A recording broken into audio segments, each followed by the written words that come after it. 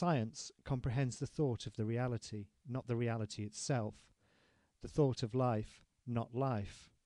That is its limit, its only really insuperable limit, because it is founded on the very nature of thought, which is the only organ of science.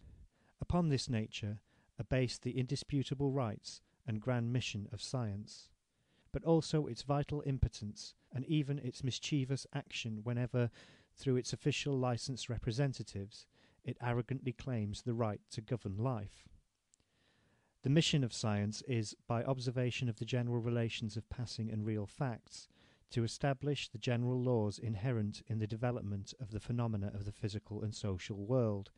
It fixes, so to speak, the unchangeable landmarks of humanity's progressive march by indicating the general conditions which it is necessary to rigorously observe and always fatal to ignore or forget.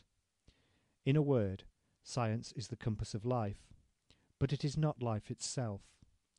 Science is unchangeable, impersonal, general, abstract, insensible, like the laws of which it is but the ideal reproduction, reflected or mental, that is, cerebral, using this word to remind us that science itself is but a material product of a material organ, the brain.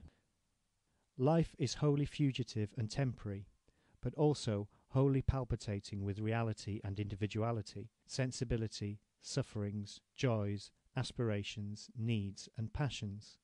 It alone spontaneously creates real things and beings. Science creates nothing.